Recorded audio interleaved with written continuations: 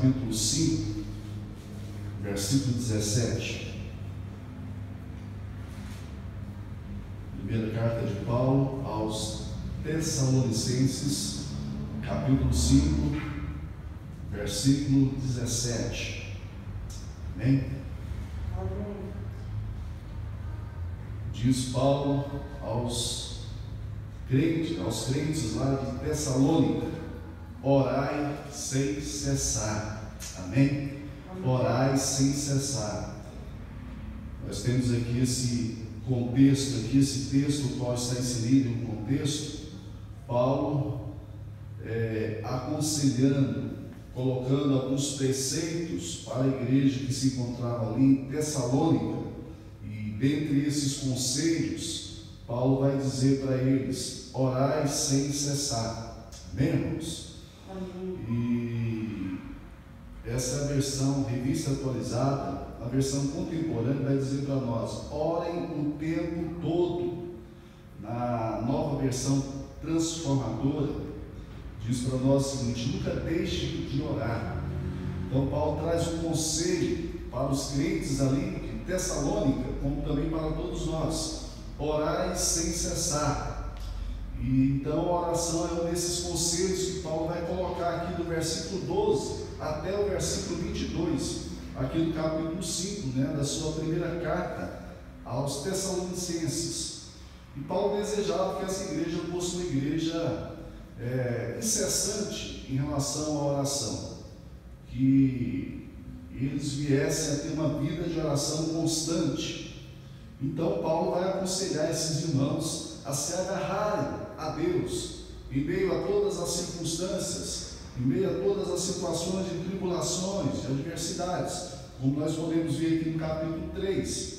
Então a ideia aqui de Paulo não é no sentido de estipular horários de oração, mas o que Paulo está colocando aqui para esses irmãos e também para nós é uma ideia de que nós precisamos viver uma vida incessante em oração. É como um relógio que está trabalhando constantemente, sem parar. E Paulo vai dizer acerca disso. É verdade que nós precisamos de criar também um hábito, De vez ou outra nós podemos estipular horários de oração. Eu lembro que uma vez estávamos lá em São Paulo, na CEPAL, e estava lá ministrando Richard Foster, e ele é o autor daquele livro, A Celebração da Disciplina, um dos grandes livros que nós temos na esfera cristã. E ele falando acerca da oração, e ele dizia algo interessante, e para se criar um hábito. Ele falava que gostava muito de café, um americano, gostava de café. Ele gostava muito de tomar café, ele tomava café várias vezes ao dia, e ele então criou um hábito de toda vez que ele ia e dava o desejo de tomar café, ele orava, e ele tirava um tempo de oração, e aí ele criou um hábito. O que Paulo coloca aqui para nós não é que nós precisamos e necessitamos apenas disso, de criar um hábito de oração, porque esse hábito de oração vai gerar em nós uma constância e algo tão comum em nossa vida diária, que como nós precisamos do pão para nos alimentar, assim também haveremos de precisar e necessitar da oração. Ou seja, nós começamos a criar uma rotina, um hábito de oração, e a oração vai se tornar algo tão comum na nossa vida, que a gente vai ter momentos de oração, e não apenas momentos de oração, mas uma vida de oração, orando em todo o tempo, seja em voz alta, seja em espírito, seja em silêncio, mas constantemente orando, vivendo em oração. É isso que Paulo coloca aqui. Não é algo mecânico, Por mais que nós possamos entender que essa rotina de oração vai criar um hábito em nós, e criando um hábito em nós, isso vai potencializar uma vida constante e incessante de oração. E a oração, irmãos, é algo maravilhoso. Então a ideia aqui não é apenas fixar horários de oração, para esse processo, mas orar em todo o tempo. E para alcançarmos esse nível de vida, de oração constante em todo o tempo, nós começamos a criar hábitos, né, de oração, momentos de oração. E Paulo sabia muito bem dessa realidade, né, acerca da oração. Paulo era um homem de oração, vivia constantemente em oração, havia essa disciplina na sua vida, e é por isso que ele vai dar esse conselho, como se fosse algo pertencente na sua realidade de vida. Ele orava constantemente, incessantemente, e é por isso que ele vai então admoestar esses irmãos a ter uma vida incessante em oração. E quando a gente cria essa realidade espiritual em nossa vida, tudo que a gente faz, tudo que a gente vai pensar, todas as decisões, a gente está sempre nessa dependência de Deus. Como é bom isso, como é maravilhoso isso. E oração deixa de ser aquilo que, vez ou outra, para muitos, é algo mecânico, algo difícil. Quando a gente chama algumas pessoas para orar, 5 minutos de oração para essas pessoas é algo tanto que sacrificial. E quando a gente tem uma rotina, uma realidade de vida em oração, meia hora passa rapidamente, 1 hora passa rapidamente, porque há um relacionamento, né, com o Senhor Deus. E Paulo então vai admoestar esses irmãos a viver uma vida intensa em oração. Nós temos aqui o maior expositor do Evangelho de Cristo Jesus, alguém que consegue, né, verbalizar teologicamente todo o Evangelho do Senhor Jesus Cristo, mas alguém que era dependente de uma vida de oração, um homem fervoroso. E nós podemos ver várias orações de Paulo a essas igrejas, a esses irmãos, porque Paulo vivia uma vida constante de oração. Então Paulo coloca aqui essa persistência em oração. E ele tinha essa vida de oração. O Senhor Jesus vai falar acerca dessa persistência lá em Lucas 18, na parábola do juiz iníquo. E é interessante, né, Jesus falando, né, ali em Lucas capítulo 18, falando acerca da persistência da oração. Lucas 18, versículo 1 até o versículo 8, ele vai dizer o seguinte: disse-lhes Jesus uma parábola sobre o dever de orar sempre e nunca esmorecer. Orar sempre e nunca esmorecer. E Jesus, para inculcar isso na mente dos seus discípulos, para mostrar essa verdade ao coração dos seus discípulos, ele vai contar então uma parábola. E ele vai dizer o seguinte: havia em certa cidade um juiz que não temia a Deus, nem respeitava homem algum. Havia também naquela mesma cidade uma viúva que vinha ter com ele, dizendo: julga a minha causa contra o meu adversário. Ele, por algum tempo, não a quis atender, mas depois disse consigo: bem que eu não temo a Deus, nem respeito a homem algum. Todavia, como esta viúva me importuna, julgarei a sua causa, para não suceder que, por fim, venha a molestar-me. Então disse o Senhor: considerai o que diz esse juiz iníquo. Não fará Deus justiça aos seus escolhidos, que a Ele clamam dia e noite? Embora pareça demorado em defendê-los, digo-vos que, depressa, lhes fará justiça. Contudo, quando vier o Filho do Homem, achará porventura fé na terra? Olha o que Jesus está mostrando para os seus discípulos. Se aquele juiz iníquo, que não teme a Deus, que não respeita homem algum, por conta da persistência daquela viúva, chega um momento que ele vai dizer: eu preciso atender a essa viúva, eu preciso atender ela. E ele vai e atende a viúva, julga a sua causa.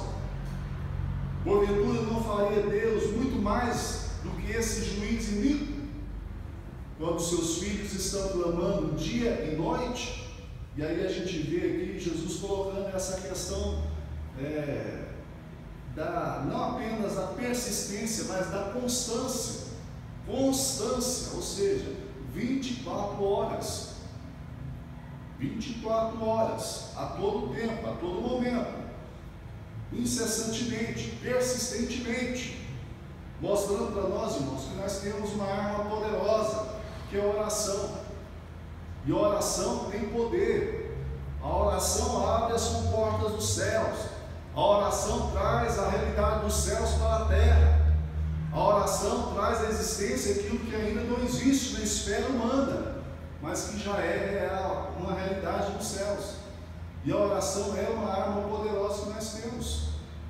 E vez ou outra, irmãos, nós somos um tanto negligentes em relação à oração.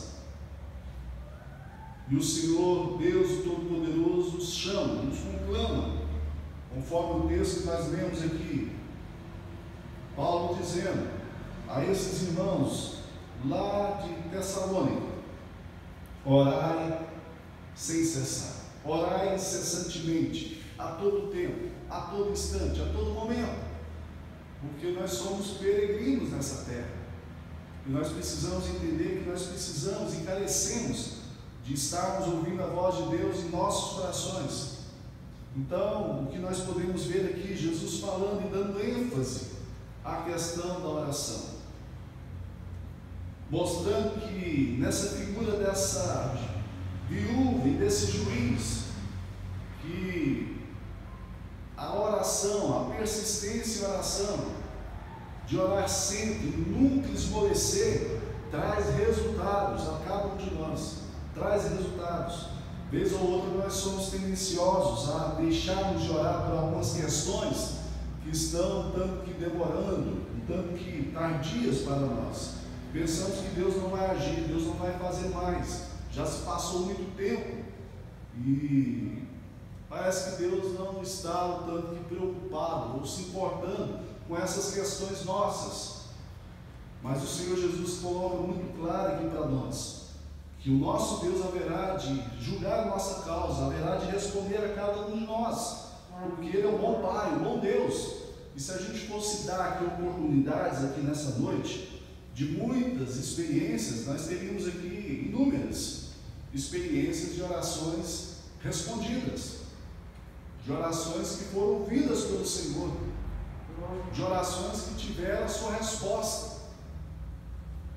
Interessante aquele texto lá de Daniel, quando Daniel está orando, passa-se 21 dias, e o anjo vem até ele, e fala de uma peleja, de uma guerra espiritual, que ele havia sido impedido de trazer a resposta a Daniel.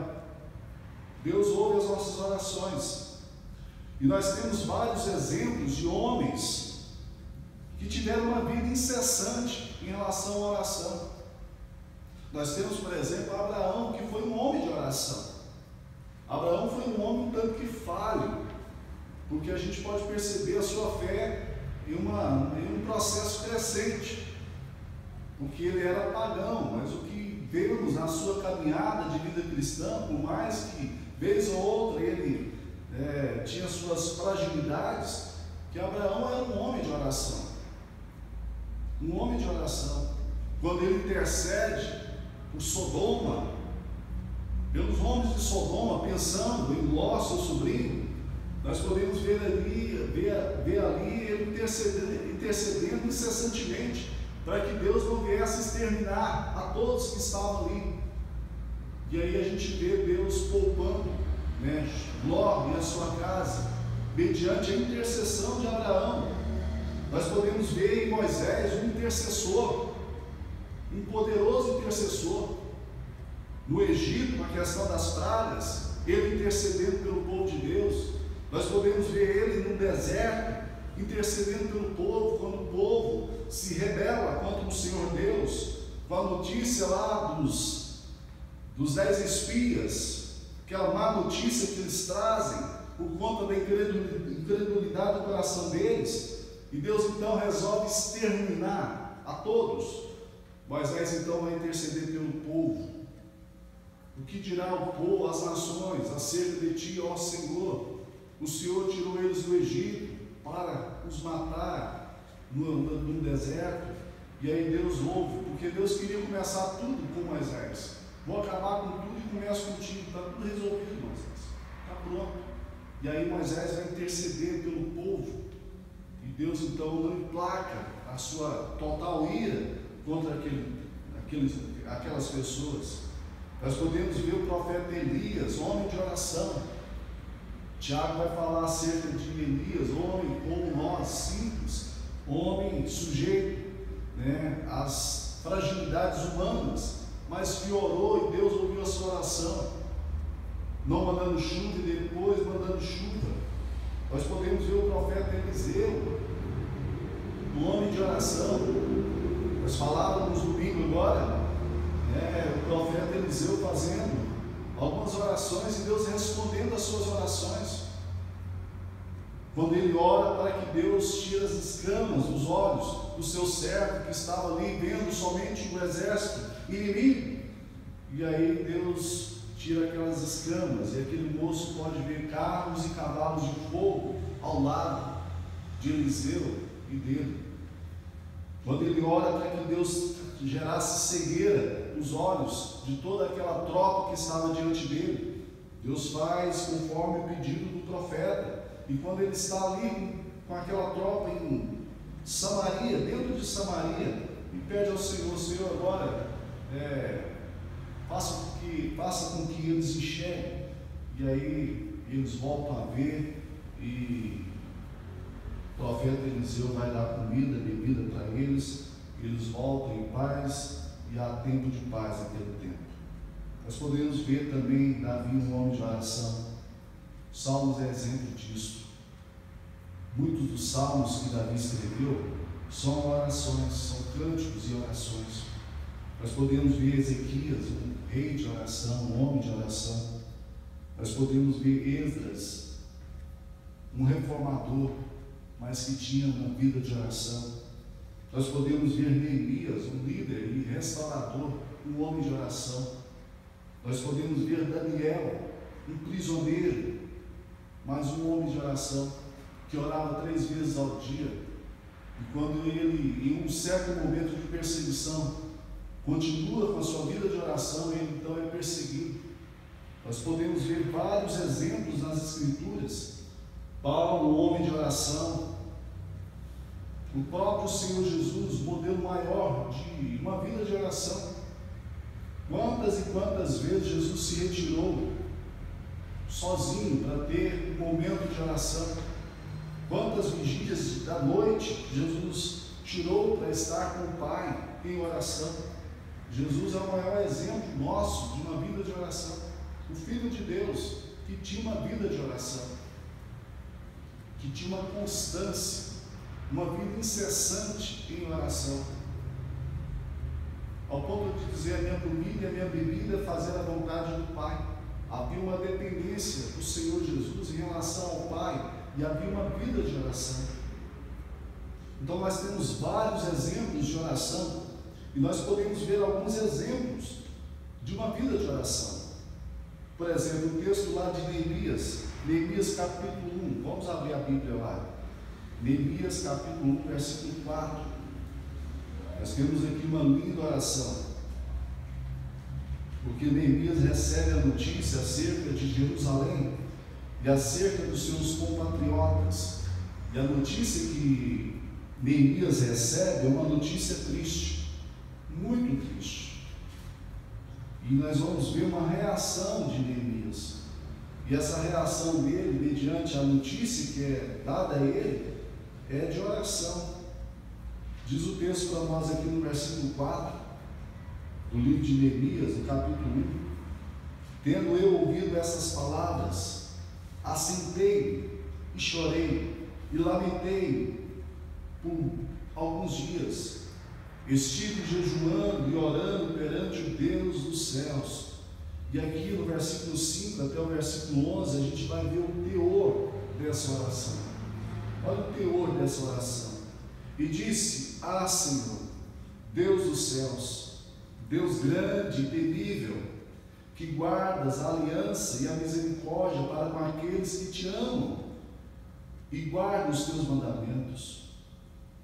Estejam, pois, atentos os teus ouvidos e os teus olhos abertos para ouvires a oração do teu servo, que hoje faço a tua presença, dia e noite, incessantemente, pelos filhos de Israel, teus servos, e faço confissão pelos pecados dos filhos de Israel, os quais temos cometido contra ti, pois eu e a casa de meu pai temos pecado, temos procedido de todo corruptamente contra ti, não temos guardado os mandamentos, nem os estatutos, nem os juízos que ordenastes a Moisés teu servo. Lembra-te da palavra que ordenastes a Moisés teu servo, dizendo: se transgredirdes, eu vos espalharei entre os povos, mas se vos converterdes a mim e guardardes os meus mandamentos e os cumprirdes, então, ainda que os vossos rejeitados estejam pelas extremidades do céu, de lá os ajuntarei e os trarei para o lugar que tenho escolhido para lhe fazer habitar o meu nome. Esses ainda são teus servos e o teu povo que resgatastes com teu grande poder e com a tua mão poderosa. Ah, Senhor, estejam, pois, atentos os teus ouvidos à oração do teu servo e a dos teus servos que se agradam de temer o teu nome. Concede que seja bem sucedido hoje o teu servo e dá-lhe mercê perante este homem. Nesse tempo eu era copeiro no chefe. Olha o teor dessa oração. E aquilo que a gente está falando lá no comecinho, Paulo dizendo: orai sem cessar. Quando nós criamos um hábito de oração, de uma vida constante de oração, nós tiramos alguns momentos do dia para orarmos. Isso vai gerar em nós uma realidade espiritual tamanha que a gente vai se ver, vez ou outra, conversando, orando, falando e dialogando com o Senhor. Uma vida de comunhão, uma vida íntima com o Senhor. Quando Neemias faz essa oração não é apenas uma oração daquele momento apenas, mas é o resultado de uma vida íntima, de comunhão com o Senhor. Porque o que nós podemos ver no teor dessa oração é uma consciência de pecado, é uma consciência da soberania de Deus, de quem Deus é uma consciência do pecado de todos aqueles que estão se revoltando contra o Senhor. E nós podemos ver aqui nas palavras de Neemias essa consciência de si, essa consciência do povo e essa consciência do próprio Deus. E é por isso que nós podemos ver aqui, irmãos, Neemias dizendo, para que o Senhor possa ouvi-lo. É a oração que ele está fazendo dia e noite. Ele passa alguns dias orando, 24 horas orando, constantemente. Oração essa é resultado de uma vida com Deus, Então nós podemos ver aqui, irmãos, Neemias clamando ao Senhor, pedindo direção ao Senhor. Oxalá se pudéssemos fazer isso constantemente, sempre, antes de tomarmos qualquer atitude na nossa vida. Quantas e quantas vezes deixamos de clamar ao Senhor, de pedir orientação ao Senhor através da oração, e tomamos atitudes sem a direção de Deus. E Deus, vez ou outra, permite algumas coisas da nossa vida, mas não é a sua vontade diretiva, mas permissiva. Porque vez ou outra, irmãos, nós queríamos tomar conta de nós mesmos, da nossa vida. E o que nós vemos aqui, Neemias fazendo uma oração, teologicamente falando, profunda, como também espiritualmente falando. Ele reconhece a soberania de Deus, reconhece o pecado da nação, dos seus compatriotas, como também dele mesmo. Ele se coloca no meio de tudo isso e clama ao Senhor, e usa a palavra do Senhor, porque ele vai dizer: Senhor, a tua palavra que foi ordenada a Moisés, a tua lei. E ele então mostra tudo isso, para mostrar para mim e para você o que é ter uma vida íntima com o Senhor, uma vida de oração constante. É por isso que, vez ou outra, a gente vê algumas orações e fica imaginando, poxa, como que vamos pensar na oração de Elias no Monte Carmelo. Olha a ousadia de Elias diante daquela multidão de profetas de Baal, 450 profetas de Baal, todos contra ele, fora os outros 400, todo mundo contra ele, e ele naquela ousadia, naquela intrepidez, faz uma oração, tanto que maluca, vamos assim dizer, pensando humanamente, e ele pede fogo do alto, fogo dos céus. De modo sarcástico, ele vai cutucar aqueles homens acerca de Baal. Ele está dormindo, tirou férias, está descansando, e de repente ele faz a oração poderosa e vem fogo do céu, fogo do alto. Não é uma oração isolada, somente daquele momento, mas é resultado de uma vida íntima com o Senhor, de uma vida de oração, de uma vida consistente, incessante, e Deus honra o seu profeta, mandando fogo do alto dos céus. E é isso que nós podemos ver aqui. Outro texto que eu queria mostrar para vocês, o texto lá de Daniel, capítulo 9. Nós temos aqui uma oração linda do profeta Daniel.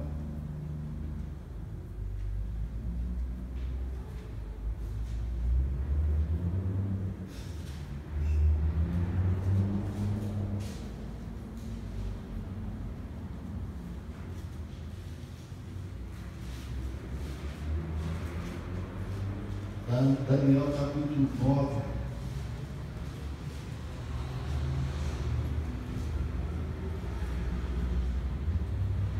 versículo 1 em diante. No primeiro ano de Dário, filho de Assuero, da linhagem dos Medos, o qual foi constituído rei sobre o reino dos caldeus. No primeiro ano do seu reinado, eu, Daniel, entendi pelos livros que o número de anos que falara o Senhor ao profeta Jeremias, que haviam de durar as assolações de Jerusalém, era de 70 anos. Voltei o rosto ao Senhor Deus para o buscar, com oração e súplicas, com jejum, pano de saco e cinza. Orei ao Senhor, meu Deus, confessei e disse: Ah, Senhor, Deus grande e temível, que guardas a aliança e a misericórdia para com os que te amam e guardam os teus mandamentos. Temos pecado e cometido iniquidades, procedemos perversamente e fomos rebeldes, apartando-nos dos teus mandamentos e dos teus juízos. Não demos ouvidos aos teus servos, os profetas, que em teu nome falaram aos nossos reis, nossos príncipes, nossos pais, como também a todo o povo da terra. A ti, ó Senhor, pertence a justiça, mas a nós o corar de vergonha, como hoje se vê aos homens de Judá, os moradores de Jerusalém, todo Israel, quer os de perto, quer os de longe, em todas as terras por onde os tens lançado, por causa das suas transgressões que cometeram contra ti. Ó Senhor, a nós pertence o corar de vergonha, aos nossos reis, aos nossos príncipes, aos nossos pais, porque temos pecado contra ti. Ah, Senhor nosso Deus, pertence a misericórdia e o perdão, pois nos temos rebelado contra ele, e não obedecemos a voz do Senhor nosso Deus, para andarmos as suas leis, e que nos deu por intermédio dos seus servos, os profetas. Sim, todo Israel transgrediu a tua lei, desviando-se para não obedecer a tua voz. Por isso a maldição e as imprecações que estão escritas na lei de Moisés, servo de Deus, se derramaram sobre nós, porque temos pecado contra ti. Ele confirmou a sua palavra, que falou contra nós e contra os nossos juízes, que nos julgavam. e fez vir sobre nós grande mal, porquanto debaixo de todo o céu aconteceu o que se deu em Jerusalém. Como está escrito na lei de Moisés, todo este mal nos sobreveio. Apesar disso, não temos implorado o favor do Senhor, nosso Deus, para nos convertermos das nossas iniquidades e nos aplicarmos à tua verdade. Por isso, o Senhor cuidou em trazer sobre nós o mal e o fez vir sobre nós, pois justo é o Senhor nosso Deus em todas as suas obras que faz, pois não obedecemos a sua voz. Na verdade, ó Senhor nosso Deus, tiraste o teu povo da terra do Egito com mão poderosa, e a ti mesmo adquiristes renome, como hoje se vê, temos pecado e procedido perversamente. Ó Senhor, segundo todas as tuas justiças, aparte-se a tua ira e o teu furor da tua cidade de Jerusalém, do teu santo monte, porquanto, por causa dos nossos pecados e por causa das iniquidades de nossos pais, se tornaram Jerusalém o teu povo próprio para todos os que estão em redor de nós. Agora, pois, ó Senhor nosso, ouve a oração do teu servo e as súplicas, e sobre o teu santuário assolado faze resplandecer o rosto, por amor do Senhor. Inclina, ó Deus meu, os ouvidos e ouve, abre os olhos e olha para a nossa desolação e para a cidade que é chamada pelo teu nome, porque não lançamos as nossas súplicas perante a face, fiados em nossas justiças, mas em tuas muitas misericórdias. Ó Senhor, ouve, ó Senhor, perdoa, ó Senhor, atende-nos e age, não te retardes, por amor de ti mesmo, ó Deus meu, porque a tua cidade e o teu povo são chamados pelo teu nome. Vocês perceberam, irmãos, que nessas duas orações, tanto da de Neemias como também de Daniel aqui, nós podemos ver um reconhecimento do pecado, uma consciência do pecado, como também uma consciência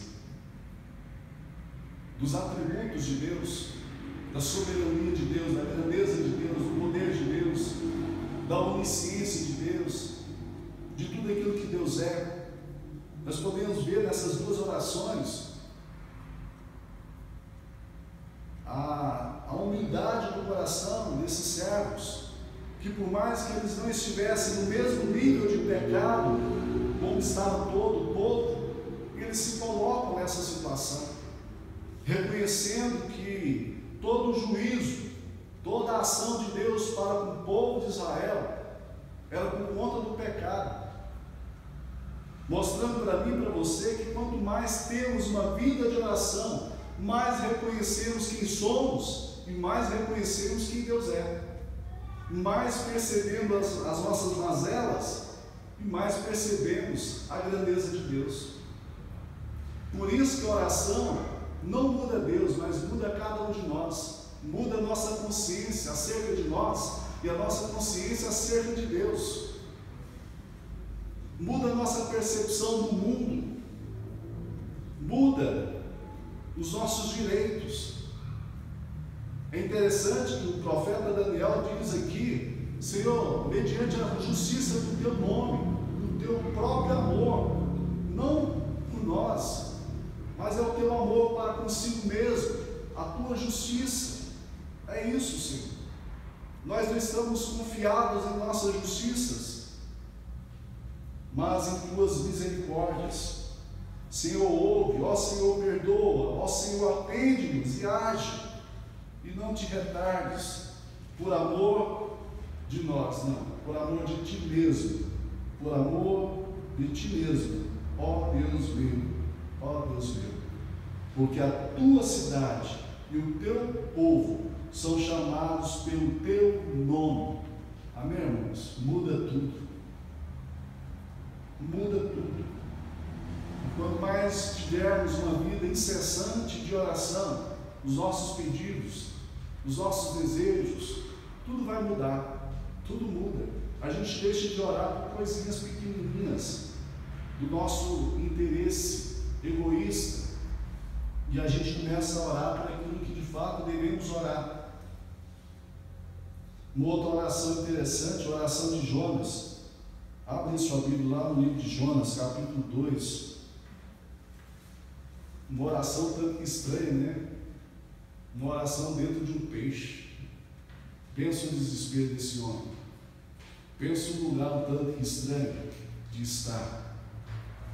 Que coisa, que situação. Tudo escuro, um odor imenso.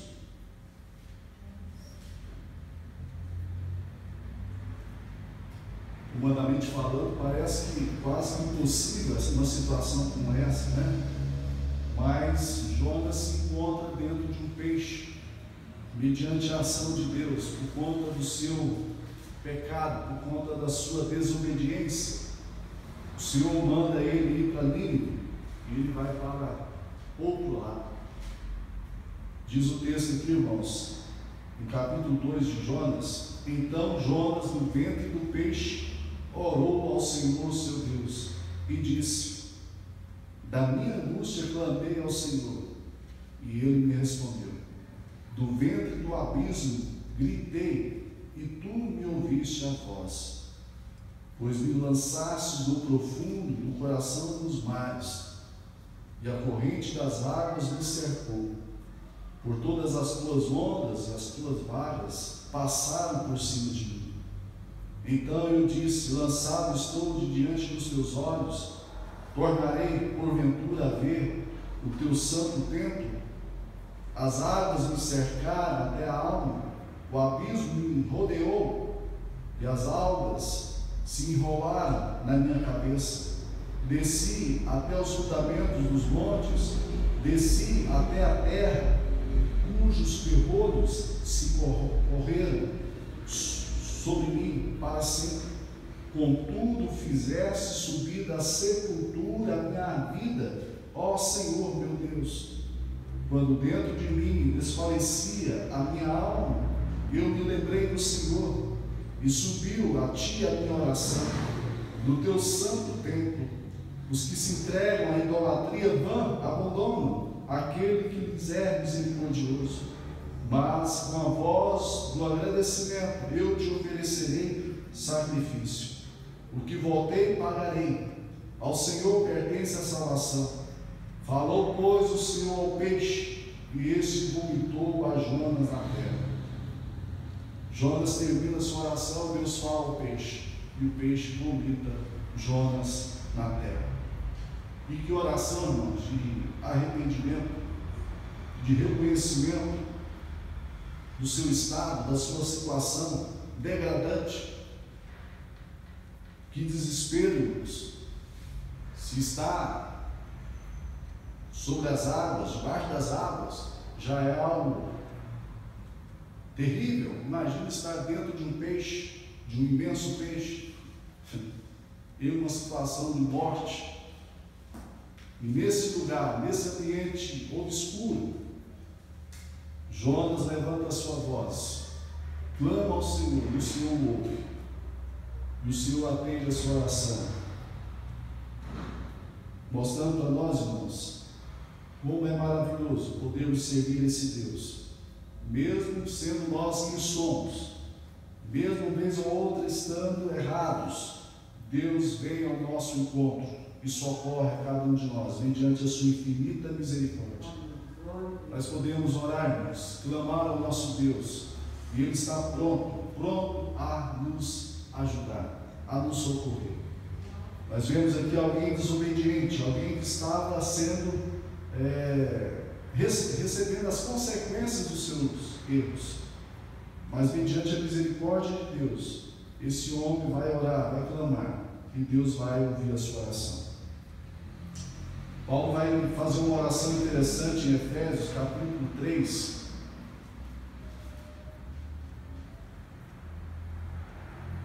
Efésios, capítulo 3, versículo 14 ao versículo 21.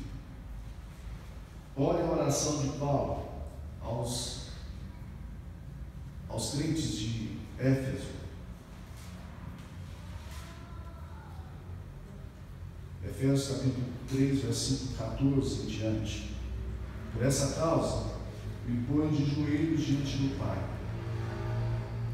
de quem toma o nome toda a família, tanto no céu como sobre a terra, para que, segundo a riqueza da sua glória, vos conceda que sejais fortalecidos com poder, mediante o seu Espírito no homem interior, e assim habite Cristo no vosso coração pela fé, estando vós arraigados e alicerçados em amor, a fim de poderdes compreender com todos os santos qual é a largura e o comprimento e a altura e a profundidade, e conhecer o amor de Cristo que excede todo entendimento, para que sejais tomados de toda a plenitude de Deus. Ora, aquele que é poderoso para fazer infinitamente mais do que tudo quanto pedimos ou pensamos, conforme o seu poder que opera em nós. A Ele seja a glória, na Igreja em Cristo Jesus, por todas as gerações, para todos sempre. Amém. Olha o que Paulo fala aqui, irmãos, que coisa profunda essa oração do apóstolo Paulo, ao escrever aos crentes ali de Éfeso, para que eles pudessem compreender com todos os santos dimensões do imenso e poderoso amor de Cristo Jesus, daquilo que Cristo é, porque aquele que é o Todo-Poderoso, o Senhor Jesus, é poderoso para fazer infinitamente mais, tudo quanto pedimos ou pensamos. Nosso Senhor Jesus tem poder para fazer infinitamente mais, tudo aquilo que possamos pedir em oração, em clamor, conforme o poder dele que opera em nós. Amém? Nosso Senhor é o Todo-Poderoso. Eu queria terminar refletindo a oração sacerdotal do Senhor Jesus Cristo, lá no capítulo 17 do Evangelho de João. Amém? Essa oração de Jesus é maravilhosa.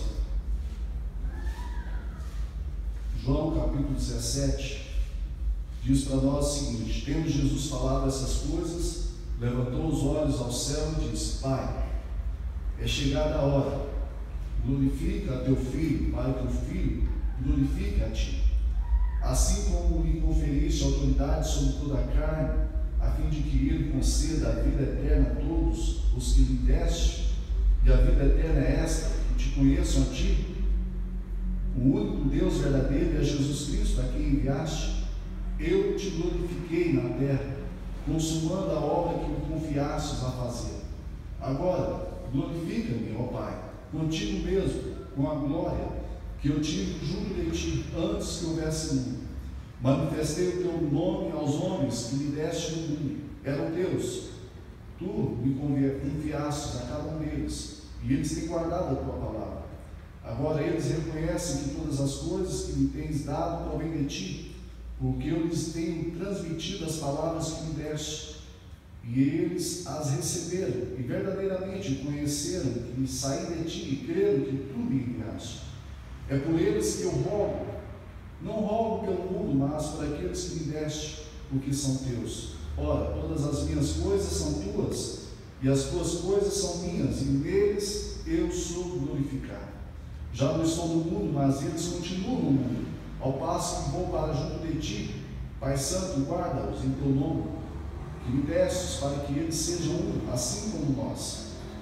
Quando eu estava com eles, guardava-os em teu nome, no teu nome, que me destes, e protegi-os. Nenhum deles se perdeu, exceto o filho da perdição, para que se cumprisse a Escritura. Mas agora vou para junto de ti, e isto falo no mundo, para que eles tenham o meu gozo completo em si mesmo. Eu lhes tenho dado a tua palavra, e o mundo os odiou, porque eles não são do mundo, como também eu não sou. Não peço que os tires do mundo, e sim que os guardes de todo mal. Eles não são do mundo, como também eu não sou. Santifica-os na verdade, a tua palavra é a verdade.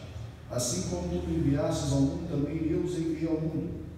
E a favor deles eu me santifico a mim mesmo, para que eles também sejam santificados na verdade.